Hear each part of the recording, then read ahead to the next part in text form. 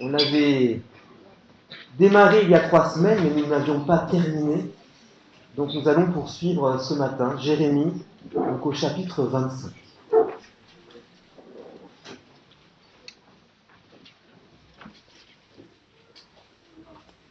Alors, mais avant de faire la lecture, je vous invite à prier.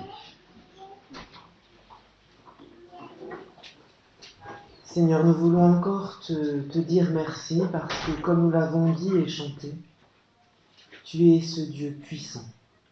Tu es ce Dieu qui fait tomber les murailles et quand bien même les murailles resteraient, eh bien David pouvait dire que avec mon Dieu je saute une muraille. Seigneur, c'est toi qui es le Tout-Puissant, c'est toi qui nous permets de faire de très grandes choses et c'est à toi que nous voulons rendre gloire. Je te prie que ce matin ta parole nous fasse du bien, que ce soit toi qui parles, que ce soit pour les enfants, que ce soit ici dans cette salle, et que nous retenions ce que tu veux nous dire et que nous le mettions en pratique pour te glorifier. Bénis ces moments, bénis ta parole et qu'elle soit cette nourriture qui nous fasse croître, qui nous permette de tenir sur la route. Au nom de Jésus. Amen.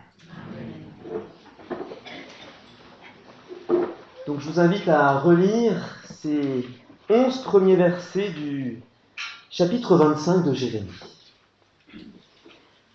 Parole qui fut adressée à Jérémie sur tout le peuple de Juda, la 4e année de Jéhoïakim, fils de Josias, roi de Juda. C'était la première année de Nebuchadnezzar, roi de Babylone. C'est ce que Jérémie prononça sur tout le peuple de Juda et devant tous les habitants de Jérusalem en disant : Depuis la 13e année de Josias, fils d'Amon, roi de Juda, jusqu'à ce jour, voilà 23 ans que la parole de l'Éternel m'a été adressée. Je vous la redis. Dès le matin, je vous la redis, et vous n'écoutez pas. L'Éternel vous envoyait tous ses serviteurs, les prophètes. Il les envoyait dès le matin, et vous n'avez pas écouté. Vous n'avez pas tendu l'oreille pour écouter. Il disait : Revenez donc chacun de votre mauvaise voie et de la méchanceté de vos agissements, et restez ainsi sur le territoire que l'Éternel vous a donné, ainsi qu'à vos pères, d'éternité en éternité. Ne vous ralliez pas à d'autres dieux pour leur rendre un culte et pour vous prosterner devant eux. Ne m'irritez point par l'ouvrage de vos mains, et je ne vous ferai aucun mal. Mais vous ne m'avez pas écouté, oracle de l'Éternel, afin de m'irriter par l'ouvrage de vos mains pour votre malheur. C'est pourquoi ainsi parle l'Éternel des armées. Parce que vous n'avez pas écouté mes paroles, me voici. J'enverrai chercher toutes les populations du nord, oracle de l'Éternel, et Nebuchadnezzar, roi de Babylone, mon serviteur. Je les ferai venir contre ce pays et contre ses habitants et contre toutes ces nations alentour, afin de les vouer à l'interdit et d'en faire un objet de stupéfaction et de raillerie, des ruines éternelles. Je ferai disparaître parmi eux les chants d'allégresse et les chants de joie, les chants du fiancé et les chants de la fiancée, le bruit de la meule et la lumière de la lampe. Tout ce pays deviendra une ruine, une désolation, et ces nations seront asservies au roi de Babylone pendant 70 ans. Alors, si vous vous souvenez, il y a 3 semaines, donc, nous avions vu que Jérémie faisait finalement le bilan de 23 années de ministère. C'est ce qu'il dit au verset 3, « Voilà 23 ans que la parole de l'Éternel m'a été adressée. Je vous la redis. Dès le matin, je vous la redis. » Et quel est le constat amer que Jérémie fait ? Et vous n'écoutez pas. Vous n'écoutez pas. Et c'était particulièrement frappant, on l'avait souligné, de voir avec quelle insistance Jérémie souligne cette absence d'écoute. En 6 versets, cela revient 5 fois. On vient de le voir au verset 3, vous n'écoutez pas. Au verset 4, vous n'avez pas écouté. Vous n'avez pas tendu l'oreille pour écouter. Au verset 7, mais vous ne m'avez pas écouté, oracle de l'Éternel. Ce n'est pas que Jérémie qui n'est pas écouté, mais Jérémie parle au nom de Dieu.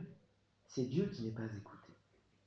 Et au verset 8, c'est encore répété, vous n'avez pas écouté mes paroles. Alors je crois qu'avec tout ça, on fera bien de tendre l'oreille ce matin, car comme on a pu le voir la fois dernière, eh bien le message de Dieu transmis par le prophète Jérémie, c'est vraiment une question de vie ou de mort. En effet, le peuple est sur le point de perdre l'impensable. Il y a les armées babyloniennes qui sont aux portes de Jérusalem. Le peuple est sur le point de perdre, comme c'est écrit au verset 5, le territoire que l'Éternel leur a donné, ainsi qu'à leur père, d'éternité en éternité. Ça semble inconcevable pour un juif de l'époque, notamment le temple, qui est le siège de la présence de Dieu au milieu de son peuple, soit détruit, brûlé. Que la ville de Jérusalem soit entièrement brûlée et détruite. Et pourtant, c'est sur le point d'arriver. Et donc Jérémie, c'est le dernier prophète du royaume de Juda à annoncer ces choses, et c'est de son vivant que ces événements vont survenir. Et Jérémie, c'est ce prophète qui donne l'alerte. C'est ce dernier cri d'avertissement avant que la catastrophe n'arrive. Et le but de ces avertissements, eh bien, c'est que le peuple échappe au jugement. Parce que Dieu veut sauver. On avait insisté là-dessus la dernière fois. Dieu veut délivrer, il veut nous faire échapper au jugement. Seulement, eh bien, on n'écoute pas. On ne veut pas écouter. Et je vous avais cité notamment ce verset 10 du chapitre 6, où il est dit au sujet du peuple, ils sont incapables d'être attentifs. Incapables d'être attentifs. Voici que la parole de l'Éternel est pour eux un déshonneur, ils n'y trouvent aucun plaisir. Et donc on doit être tous conscients qu'il y a en chacun de nous cette tendance naturelle à ne pas vouloir écouter Dieu. On est rétif à la parole de Dieu. On ne veut pas écouter, on méprise ces avertissements alors que Dieu veut nous épargner, alors que Dieu veut nous délivrer, alors qu'il veut nous sauver. Et il veut nous sauver de quelque chose de plus que grave et d'important. Il veut nous sauver de la mort éternelle, de l'enfer éternel. Et c'est d'ailleurs toute la raison d'être d'un livre comme ce livre de Jérémie, c'est que Dieu prévient en amont. Il appelle, il rappelle, il interpelle encore et encore, parce qu'il veut que nous échappions au jugement. On avait cité aussi le verset 11 de Jérémie 18, où il est écrit « Ainsi parle l'Éternel, voici que je prépare contre vous un malheur. » Dieu prépare. Il dit encore « Je médite un projet contre vous. Revenez chacun de votre mauvaise voie, réformez vos voies et vos agissements. » Dieu, il annonce son projet, il prépare, il ne nous prend pas par surprise. Il nous informe de ce qu'il va faire, et bien en amont. 23 ans que Jérémie prêche la même chose. Mais hélas, il n'est pas entendu. Et dans Jérémie au chapitre 21, quand Dieu annonce « Je combattrai moi-même contre vous d'une main étendue et d'un bras puissant, avec colère, avec fureur, avec une grande indignation », eh bien Dieu continue ainsi 3 versets plus loin en disant « Voici que je mets devant vous le chemin de la vie et le chemin de la mort. » Dieu présente un chemin pour s'en sortir. Il présente un moyen de salut. Je mets devant vous le chemin de la mort et le chemin de la vie. Alors pour illustrer un petit peu l'homme naturel que nous sommes tous, ce qu'on est par nature, j'ai pensé à cette image, je me dis on est comme des gens qui seraient dans un avion. Mais cet avion, il est en panne de kérosène, il n'y a plus de carburant. Donc les moteurs s'arrêtent. Il est en vol de croisière à haute altitude et donc sans moteur, ça devient juste un planeur et c'est inéluctable, il va forcément perdre progressivement de l'altitude et finir par s'écraser. Mais là, dans l'avion, il y a quelqu'un qui a une solution, qui vous dit, mais il y a un parachute, tiens, je te le donne. Saute avant qu'il ne soit trop tard. Et puis nous, on n'écoute pas. Notre réponse, c'est finalement de dire, non, tout va bien, l'avion plane toujours. On sent à peine qu'on perd de l'altitude. Non, ça va. Pas besoin. Et pourtant, nous entendons le silence. Eh oui, Un avion, c'est bruyant, il y a les moteurs qui fonctionnent. Mais quand les moteurs s'arrêtent, il y a ce silence terrible. Là, vous sentez qu'il y a quelque chose qui ne va pas. C'est vrai que c'est peut-être pénible d'avoir du bruit dans l'avion, le bruit des réacteurs, mais c'est bien qu'il y ait ce bruit-là. Parce que quand il n'y a plus ce bruit, quand on n'entendait que l'air qui passe sur la carlingue de l'avion, c'est pas bon signe. C'est qu'on a perdu les moteurs. Alors, malgré tout, l'évidence est là, on sait bien qu'il va se passer un crash, mais il est encore loin, on se dit on plane toujours. Puis peut-être qu'on se dit aussi on a cette valise dans la soute en dessous et puis on ne veut pas sauter sans avoir nos affaires avec nous. Et on se laisse aller comme ça à la perdition. Alors quand je vous dis qu'on ne veut pas sauter sans notre valise, ben c'est pas innocent, c'est parce que c'est exactement ce qui arrêtait les gens à l'époque de Jérémie. Face aux armées babyloniennes qui étaient aux portes de Jérusalem, eh bien, le message de Jérémie était le suivant. C'est toujours dans le chapitre 21 au verset 8. Il est dit « Quant à ce peuple, tu lui diras, ainsi parle l'Éternel, voici que je mets devant vous le chemin de la vie et le chemin de la mort. Celui qui restera dans cette ville mourra par l'épée, par la famine et par la peste. Mais celui qui sortira pour se rendre aux Chaldéens qui vous assiègent, vivra, et sa vie sera son butin. » Pour survivre, il fallait accepter de tout perdre. Il fallait abandonner sa maison, laisser derrière tous ses biens. Peut-être même les gens de sa famille, ses amis qui refuseraient d'obéir à cette recommandation de Dieu, qui disaient mais il faut se rendre aux Chaldéens, il faut se rendre à l'ennemi. Mais c'était le seul moyen d'avoir la vie sauve. Sa vie sera son butin.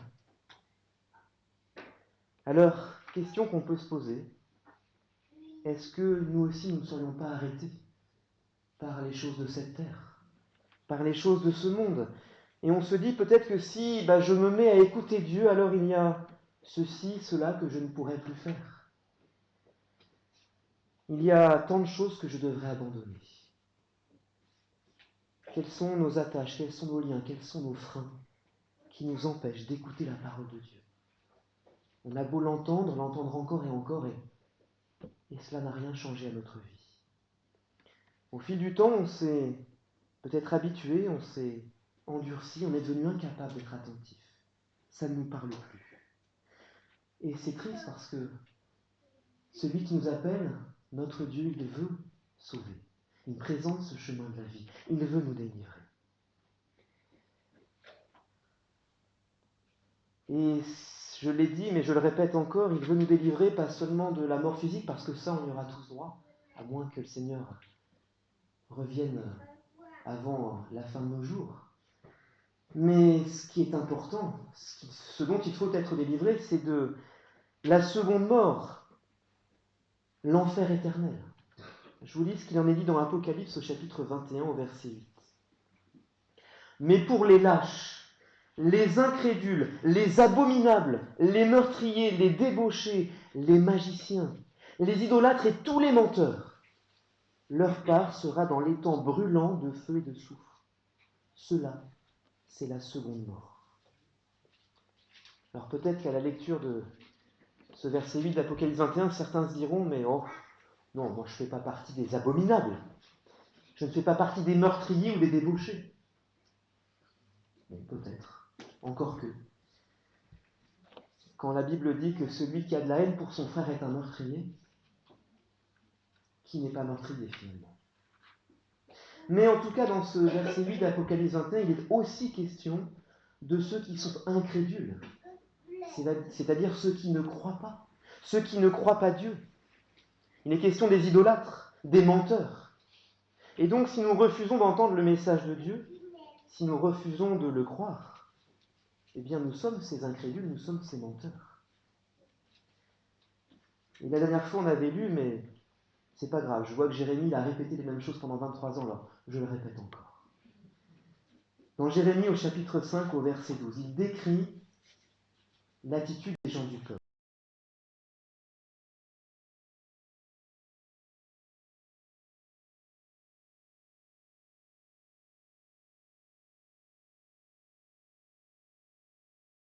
Dans l'existence de Dieu, on trompe Dieu. Ils disent aussi, le malheur ne viendra pas sur nous, nous ne verrons ni l'épée ni la famine. Voilà tout ce qu'a annoncé Jérémie, l'imminence de la prise de Jérusalem. Pour eux, c'était que du vent. Le malheur ne viendra pas sur nous. Et c'est ce qu'ils disent après, les prophètes ne sont que du vent et personne ne parle en eux. Non, c'est pas Dieu qui les inspire. Ce qu'ils disent est sans valeur, n'y prêtons pas attention. Et donc, en pensant que Dieu n'existe pas, que la Bible ne serait que du vent, eh bien nous sommes exactement comme ces trompeurs, ces menteurs. Parce que l'existence de Dieu, la Bible nous dit que c'est une évidence pour tout homme. On ne peut pas nier l'existence de Dieu. Dans Romains au chapitre 1, versets 18 à 20, il est dit que la colère de Dieu se révèle du ciel contre toute impiété et toute injustice des hommes qui retiennent injustement la vérité captive. Dieu est en colère contre ces personnes dont il est dit qu'ils retiennent injustement, c'est pas juste ce qu'ils font, ils retiennent injustement la vérité captive. C'est-à-dire qu'ils savent ce qui est juste, ce qui est vrai, mais ils ne veulent pas l'entendre. Et l'apôtre Paul continue ainsi. Car ce qu'on peut connaître de Dieu est manifeste pour eux, car Dieu le leur a manifesté. C'est-à-dire que Dieu s'est manifesté à eux. Comment ? En effet, les perfections invisibles de Dieu, sa puissance éternelle et sa divinité, le fait qu'il y ait un Dieu, eh bien ça se voit fort bien depuis la création du monde quand on les considère dans ses ouvrages. Ce matin, on a chanté Dieu Tout-Puissant, qui nous parle justement de comment on voit la puissance de Dieu. Eh bien dans la nature, dans ce que Dieu a créé. Les merveilles de la nature, les merveilles de l'univers, de la vie, sont un plaidoyer mais indiscutable de l'existence de Dieu. Peut-être que vous avez déjà entendu dire ou dit vous-même que la nature est bien faite. Mais si la nature est bien faite, c'est que Dieu l'a bien faite. La nature ne peut pas s'auto-créer. Elle ne peut pas s'appeler d'elle-même à l'existence. Le psaume 19 nous dit que les cieux racontent la gloire de Dieu. Et que c'est quelque chose qui va jusqu'aux extrémités du monde, cette révélation. Personne ne peut y échapper. C'est visible par n'importe qui. Donc si on nie l'existence de Dieu, on nie l'évidence, et Dieu nous en tient rigueur. Il est en colère contre ces gens qui refusent de le reconnaître, qui disent qu'il n'existe pas, parce que c'est être menteur, c'est être un trompeur à l'égard de Dieu. Et donc, si on considère Dieu comme un menteur, notre destinée, c'est l'enfer éternel. Mais j'insiste encore, Dieu veut délivrer, Dieu veut sauver, Dieu veut nous faire échapper à ce jugement. Et on avait aussi la dernière fois cité ce verset 23 de Jérémie 9 où Dieu se présente. Et quand il se présente, il dit « Je suis l'Éternel qui exerce la bienveillance ». Le premier qualificatif qu'il emploie pour se décrire, il dit « Mais je suis bienveillant, je suis miséricordieux, je suis plein d'amour ». Il continue après à se décrire en disant « J'exerce le droit et la justice sur la terre ». Certes, Dieu est bienveillant, mais n'oublions pas qu'il est juste, qu'il exerce la justice. Et il ne tient pas le coupable pour innocent. Le péché doit être puni, il ne peut pas le laisser impuni, et Dieu est en colère contre le péché. Alors on va revenir plus précisément à Jérémie 25 et voir en détail quel est ce message que nous refusons d'écouter, bien qu'il soit répété encore et encore. Jérémie l'a prêché pendant 23 ans. Les prophètes avant lui l'ont annoncé également. C'est toujours le même message. Et nous ne voulons pas écouter. Alors qu'est-ce que nous ne voulons pas écouter ? Pourtant, c'est ce que Dieu veut que nous entendions. Eh bien, ce message de Dieu face à l'imminence du jugement qui est transmis par Jérémie, il tient finalement en seulement 2 points clés, qui sont résumés dans les versets 5 et 6 de Jérémie 25. Donc on va regarder ces 2 points ensemble. Au verset 5, Jérémie 25, verset 5. Revenez donc chacun, ça s'adresse à chacun de nous, Revenez donc chacun de votre mauvaise voie et de la méchanceté de vos agissements, et restez ainsi sur le territoire que l'Éternel vous a donné, ainsi qu'à vos pères d'éternité en éternité. Le premier élément de la prédication de Jérémie consiste à dénoncer le péché du peuple. Revenez chacun de votre mauvaise voie et de la méchanceté de vos agissements. Jérémie dénonce cette mauvaise voie sur laquelle le peuple marche, sa façon d'agir qui est empreinte de méchanceté et non d'amour pour le prochain. Et quand second traduit méchanceté de vos actions, bien d'autres, comme Osterwald, parlent de malice de vos actions, Darby dit iniquité de vos actions. Donc on voit bien derrière qu'il y a l'idée de mal, d'injustice, de ne pas faire volontairement ce qui est juste et droit. Et en amont de cette dénonciation, il y a ce verbe tellement important, revenez. Revenez. D'autres traduisent détournez-vous, ou convertissez-vous, ou encore renoncez à cette mauvaise voie, renoncez à votre méchanceté. Et donc on a là un appel à la repentance. Cet appel à changer de voie, à changer de conduite, à cesser de vivre en tournant le dos à ce qui est juste, bref, cesser de vivre en tournant le dos à Dieu, qui est lui le juste. Et donc cette prédication de Jérémie, ça n'est rien d'autre que le plan de salut qui traverse toute la Bible. Il y a cet appel à la repentance tout au long des pages de la Bible. Pour être sauvé de l'enfer, je dois personnellement, sincèrement, croire Dieu lorsqu'il déclare que j'agis mal, que je suis méchant, que je suis mauvais, que je suis sur une mauvaise voie. Si je ne le reconnais pas, je suis perdu. Je vais vers la perdition éternelle comme cet avion, je reprends l'image, qui a perdu ses moteurs et qui va inexorablement perdre de l'altitude et finir par s'écraser. Au verset 11 de Jérémie 25, c'était annoncé, tout ce pays deviendra une ruine, une désolation. Ça c'est pour annoncer l'invasion babylonienne, la ruine de Jérusalem, qui va être en proie aux flammes et la muraille détruite, le temple abattu. Tout ce pays deviendra une ruine. Mais c'est pareil pour nous en tant qu'hommes, en tant que femmes, en tant qu'enfants. On est destiné à une ruine éternelle si on ne saisit pas la main que Dieu tend. Dans 2 Thessaloniciens au chapitre 1, des versets 7 à 9, je vous lis ce qui est écrit. Le Seigneur Jésus se révélera du ciel avec les anges puissants au milieu d'une flamme de feu pour punir ceux qui ne connaissent pas Dieu et ceux qui n'obéissent pas à l'évangile de notre Seigneur Jésus. Dieu va venir punir ceux qui ne lui obéissent pas, ceux qui ne le connaissent pas, alors qu'il se fait connaître à nous, ne serait-ce que par sa création.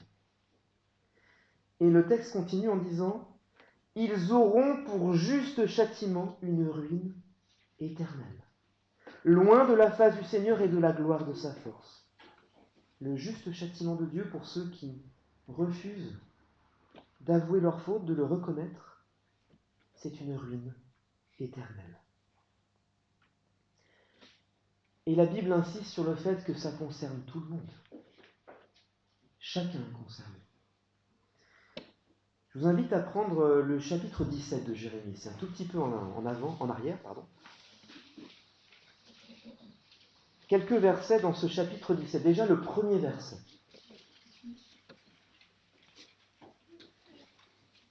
Il est écrit que le péché de Juda est écrit avec un burin de fer, avec une pointe de diamant. Il est gravé sur la tablette de leur cœur et sur les cornes de vos autels. Voilà, le péché est gravé sur la tablette de nos cœurs.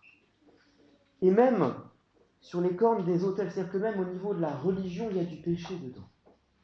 Elle ne permettra pas de les sauver. Mais le cœur, nos cœurs sont tous marqués. Le péché y est gravé. Alors il est dit que c'est le péché de Juda. Il faut le prendre pour nous aussi.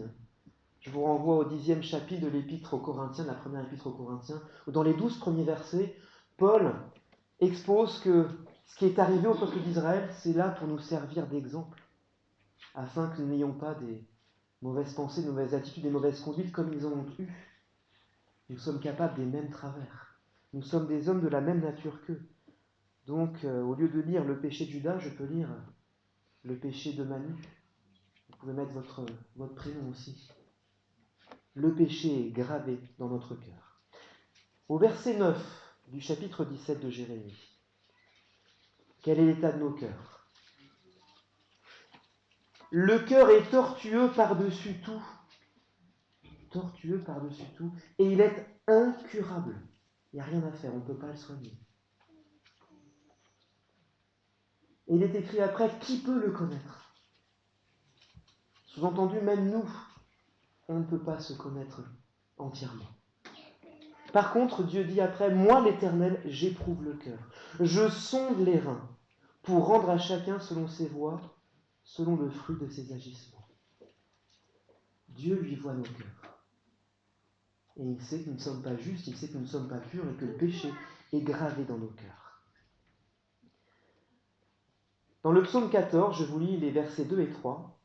Il est dit, l'Éternel du haut des cieux se penche sur les êtres humains pour voir s'il y a quelqu'un qui ait du bon sens, qui cherche Dieu. Et quel est le constat que Dieu fait en se penchant sur nous? Tous sont égarés. Ensemble, ils sont pervertis. Il n'en est aucun qui fasse le bien. Pas même un seul. Personne ne fait le bien. Tous sont pervertis, tous sont égarés. Personne naturellement ne cherche Dieu. Et voilà ce que Jérémie, dans sa prédication, invite chacun à reconnaître, être capable de dire, mais je suis pourri de l'intérieur. Et ça, on a beaucoup de mal à l'accepter. On a beaucoup de mal à entendre le fait qu'on soit pécheur, coupable devant Dieu, et donc perdu. Ça doit être répété. Pour Jérémie, ça a été pendant 23 ans. Et avant lui, les prophètes qui l'ont précédé. Je reviens à Jérémie 25, versets 4 et 5. L'Éternel vous envoyait tous ses serviteurs, les prophètes. Il les envoyait dès le matin.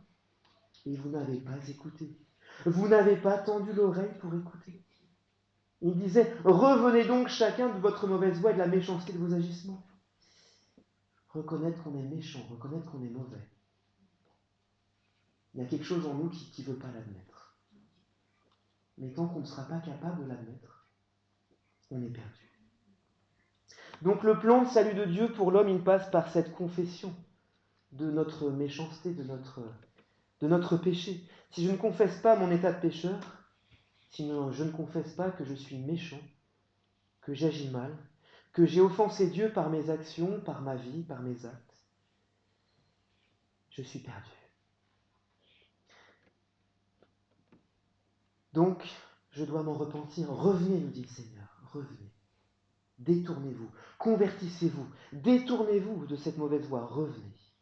Mais il ne s'agit pas simplement de présenter des excuses et puis après de recommencer. Dans mon métier d'enseignant, ça m'arrive souvent qu'un élève fait une bêtise et puis « Oh, pardon, monsieur, excusez-moi ». Puis, 30 secondes après, il peut refaire exactement la même chose pour laquelle je l'avais surpris en faute.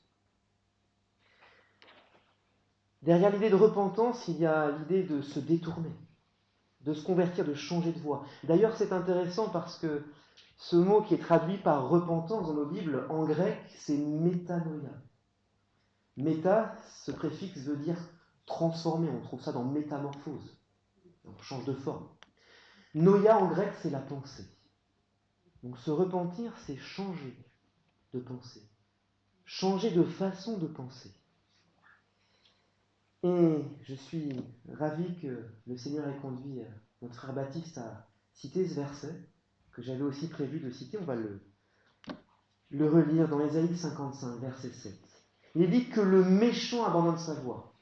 Le méchant, c'est qui? C'est chacun de nous. On a tendance à dire, ouais, dans le méchant, c'est l'autre, c'est celui d'à côté. Moi, ça va, non. Il n'y a pas de juste, pas même un seul. Que le méchant abandonne sa voie, et l'homme de rien ses pensées. Dans Matthieu 15, Jésus démontre que c'est du cœur que viennent toutes les mauvaises pensées. et que ces mauvaises pensées conduisent à toutes sortes d'actes qui sont liés à des péchés. Donc voilà pourquoi il faut qu'on abandonne nos pensées, notre façon de penser. Il est dit qu'il retourne à l'Éternel qui aura compassion de lui, à notre Dieu qui pardonne abondamment. On l'a dit ce matin, oui, Dieu veut pardonner, Dieu veut sauver, Dieu veut délivrer. Il ne veut pas nous laisser dans notre péché. Et il continue en disant, mes pensées ne sont pas vos pensées, vos voix ne sont pas mes voix, oracle de l'Éternel. Autant les cieux sont élevés au-dessus de la terre, autant mes voix sont élevées au-dessus de vos voix, et mes pensées au-dessus de vos pensées. On pense qu'avec notre intelligence, on peut tout comprendre, saisir tout ce qui se passe dans ce monde, saisir même qui est Dieu. Mais Dieu est bien au-delà de ce qu'on peut imaginer ou penser. Et on est invité à abandonner notre pensée, comme il est écrit ici. Et ça veut dire qu'on doit être prêt à abandonner tout ce qui fait l'objet de nos pensées, nos aspirations dans ce monde, notre volonté propre, nos désirs, nos passions.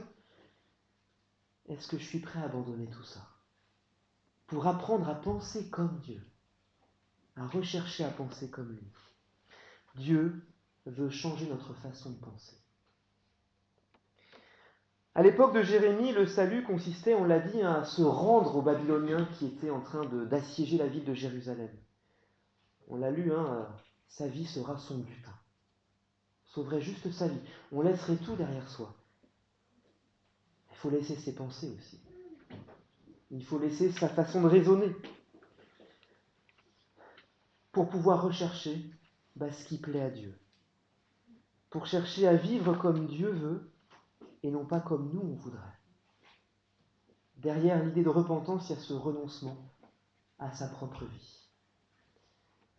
Et j'aimerais qu'on regarde ensemble ce qui est écrit dans 2 Corinthiens au chapitre 5 à ce sujet. Les versets 14 et 15. 2 Corinthiens 5, versets 14 et 15.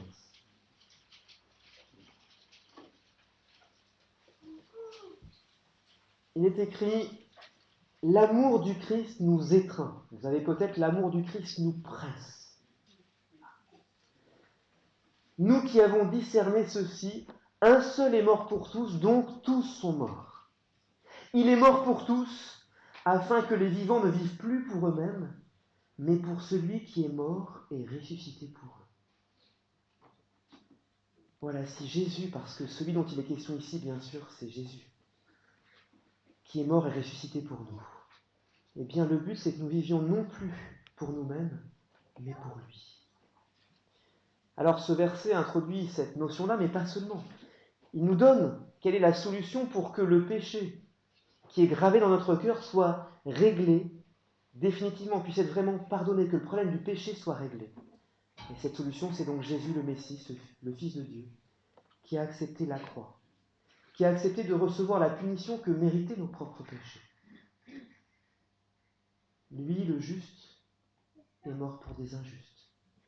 Parce qu'on l'a dit, Dieu ne peut pas laisser le péché impuni. Il a fallu que le jugement de Dieu s'exerce. Mais dans sa grâce, il a envoyé son propre Fils pour que ce jugement s'exerce sur Jésus, son unique, celui qu'il aime. Et c'est là qu'on voit combien sa grâce, son amour transcende même sa justice. Parce qu'on pourrait se dire, mais qu'un juste soit frappé à la place des injustes, c'est pas juste en soi. Mais Dieu nous aime tellement qu'il a été capable de transcender sa justice par son amour pour nous faire grâce.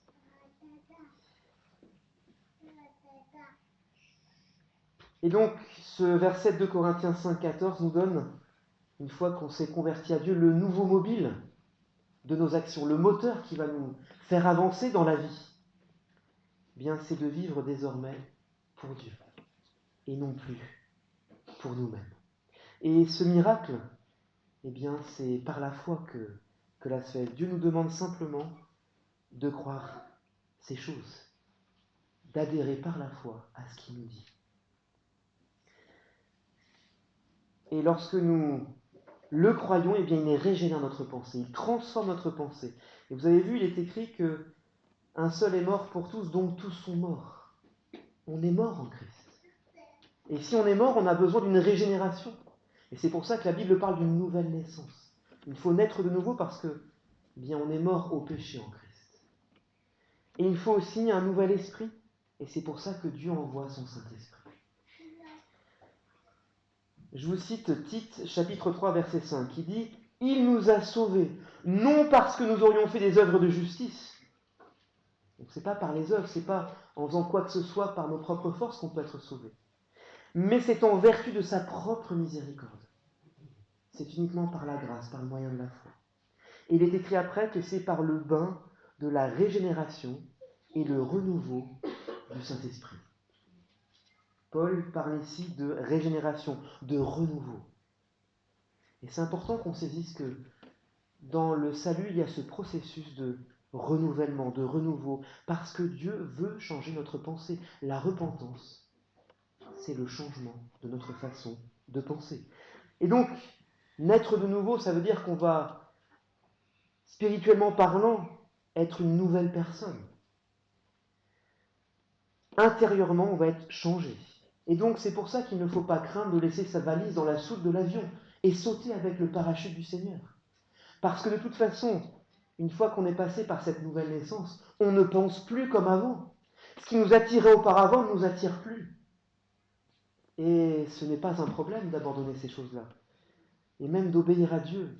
Dans la première épître de Jean, il est dit que les commandements de Dieu ne sont pas pénibles. Et la raison nous est donnée, c'est parce que la victoire qui triomphe du monde, c'est notre foi. Quand on place sa confiance en Dieu, on trouve la joie, on trouve la vie éternelle, on trouve un moteur formidable pour vivre.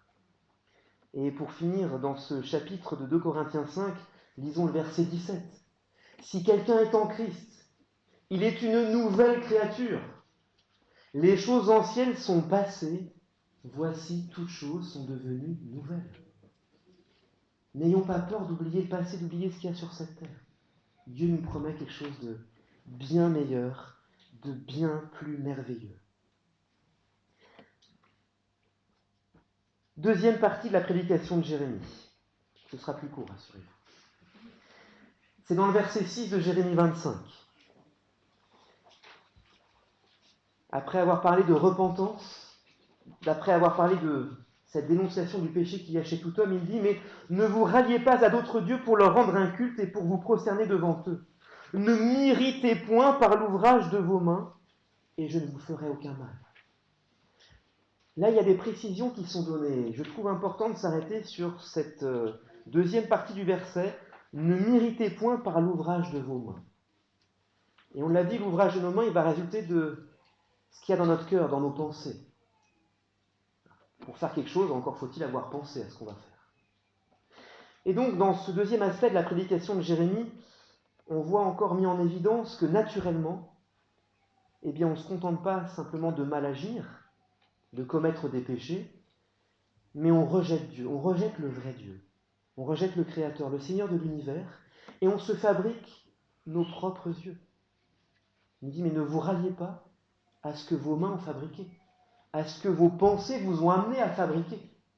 Et on a cette tendance naturelle à se fabriquer notre propre Dieu, à s'inventer un Dieu, finalement comme on a envie, comme ça c'est plus pratique. C'est nous qui dictons à Dieu ce qu'il doit décider, comment il doit être, et comme ça ce qu'on doit faire. Pour l'illustrer, j'aimerais qu'on prenne ensemble le psaume 50, les versets 16 à 23.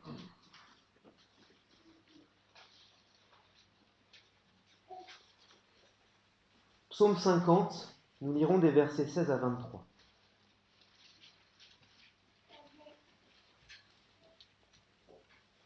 Je m'arrêterai peut-être au verset 22 dans un premier temps. Psaume 50, verset 16. Et Dieu dit aux méchants. Ah, le méchant, c'est qui? C'est moi, c'est chacun de nous. Quoi donc, tu énumères mes prescriptions et tu as mon alliance à la bouche? Vous avez vu, c'est un méchant qui connaît la Bible, qui connaît la parole de Dieu. Verset 17. Toi qui détestes l'instruction et qui jettes mes paroles derrière toi. Si tu vois un voleur, tu te plaises avec lui, et ta part est avec les adultères. Tu livres ta bouche au mal, et ta langue tisse la tromperie. Tu t'assieds, tu parles contre ton frère, tu diffames le fils de ta mère. Voilà ce que tu as fait, et je me suis tu. Tu t'es imaginé que j'étais comme toi. Tu t'es imaginé que j'étais comme toi. Mais je vais te faire des reproches et tout mettre sous tes yeux. Comprenez donc cela, vous qui oubliez Dieu, de peur que je ne déchire sans que personne délivre. Dieu nous dit, mais tu t'imagines que je suis comme toi. Mais non, Dieu n'est pas comme nous. Il n'est en tout cas pas comme on s'imagine qu'il est. Et nombreux sont ceux qui se fabriquent leur Dieu. Tous ceux qui prétendent que Dieu, puisqu'il est amour, il va sauver tout le monde. On ira tous au paradis, comme dit la chanson. Puis il y a tous ceux qui vont excuser leur dérapage en se disant, ou leurs paroles qui ont dépassé leurs pensées. Puis on a tout un tas d'excuses qu'on peut se donner. Oh là là, j'ai une vie difficile, une enfance compliquée. Puis j'ai un patron qui est pénible. Je peux avoir un conjoint agressif, violent. Je peux avoir des collègues, des voisins qui sont méchants, durs avec moi. Avec tout ce que j'ai déjà enduré. Oh non, le Seigneur va m'accepter, je mérite bien le ciel avec tout ce que j'ai enduré, avec tout ce que j'ai fait. Et voilà comment on s'invente une religion, comment on s'invente un Dieu, mais ça, c'est pas le Dieu de la Bible, c'est celui qu'on s'est inventé. Non, Dieu n'est pas comme nous. Dieu ne juge pas comme nous. Et comme on l'a lu au verset 17 de ce psaume 50, cela revient à jeter la parole de Dieu derrière soi. Penser que c'est que du vent. Au lieu de tenir compte de ce que Dieu dit de nous, on s'invente ce que Dieu doit être à nos yeux. Et cela, au verset 22, bien, c'est un peu le résumé de ce qui est dit avant. Il est dit, mais comprenez donc cela, vous qui oubliez Dieu. Ça revient à oublier Dieu, pensez ça. Quand je m'invente un Dieu, je ne reconnais pas le Dieu de la Bible. Et c'est un Dieu que je me suis fabriqué. C'est l'ouvrage de mes pensées et finalement l'ouvrage de mes mains. Et donc au verset 6 de Jérémie 25, j'y reviens, Dieu nous dit, ne vous ralliez pas à d'autres dieux pour leur rendre un culte et pour vous prosterner devant eux. Ne m'irritez point par l'ouvrage de vos mains. Ça y est, Dieu est en colère contre ceux qui se fabriquent leur propre Dieu. Et donc là, on voit encore l'absolue nécessité pour nous d'abandonner nos pensées, parce que c'est de nos pensées que vient cette fabrication de Dieu, qu'on se fabrique une religion qui nous convient, mais elle ne convient pas à Dieu et on n'a pas l'approbation de Dieu avec ça. On a absolument besoin d'arrêter de croire en nos pensées, de croire que notre jugement est le bon, de croire que nos raisonnements humains sont les bons. Dieu, au contraire, nous invite à croire, à le croire, à croire ce qu'il dit dans sa parole, à croire ce qu'il dit de nous, à croire ce qu'il dit de notre cœur, de l'état de nos cœurs. Vous savez, ce cœur qui est incurable, tortueux par-dessus tout, et dont Dieu seul est capable de sonder les profondeurs. On va quand même lire le verset 23 du psaume 50. Celui qui en sacrifice offre la reconnaissance me glorifie. Qu'est-ce qui glorifie Dieu? Qu'est-ce que Dieu approuve? Eh bien, c'est de lui offrir la reconnaissance. Dieu attend donc de la reconnaissance, des actions de grâce ou de la gratitude selon les traductions que vous avez. Mais pour offrir de la reconnaissance, il faut déjà de la connaissance. Avant de reconnaître quelqu'un, il faut le connaître. Et donc, il faut savoir qui est Dieu, ce qu'il aime, ce qu'il veut. La question n'est surtout pas de s'imaginer un Dieu qui serait comme on en a envie. C'est pas à nous d'inventer Dieu, mais Dieu, c'est lui notre créateur. Et il faut donc l'écouter. Écoutez-moi, dit-il. Et c'est dans la Bible qu'il se révèle à nous de façon plus précise. Alors, il est question aussi, dans ce verset 23 du psaume 50, de veiller sur sa voix. Et ça fait écho à ce verset 5 de Jérémie 25, qu'on a lu déjà plusieurs fois. Revenez donc chacun de votre mauvaise voie. Si on veille sur sa voie, c'est qu'on identifie les mauvaises voies et qu'on s'en détourne. Et vous avez vu quelle est la promesse qui est donnée à celui qui qui reconnaît Dieu, qui fait confiance à Dieu, qui n'adhère pas à ses propres représentations de Dieu ou de sa propre vie ou de son propre cœur, mais qui laisse la pensée de Dieu pénétrer son cœur. Eh bien celui-là, celui qui fait confiance à Dieu, celui qui marche selon la parole de Dieu, qu'est-ce qui est dit? Fin du verset 23 du psaume 50. Je ferai contempler le salut de Dieu. Alors, pour conclure, le salut de Dieu, à quoi tient-il? Eh bien, premièrement, à reconnaître que par nature nous sommes pécheurs, méchants, mauvais, qu'il n'y a pas de juste. Et là, c'est pourtant ce message qu'on a tant de mal à accepter. Mais c'est crucial parce que si on se fabrique un Dieu, une religion, on ne sera pas sauvé, on sera perdu. Écoutons ce que Dieu a à nous dire. Ne pensons pas que Dieu n'existe pas parce qu'il existe bel et bien. Et si l'univers est si fantastique, c'est parce qu'il y a un Dieu fantastique qui l'a créé. Mais Dieu ne se révèle pas que par sa création, il se révèle aussi par la Bible. Donc lisons-la parce qu'il faut connaître Dieu. Pour avoir sa pensée, pour que notre pensée soit renouvelée, que ce soit la pensée de Dieu qui occupe notre pensée, eh bien ça suppose de lire cette Bible.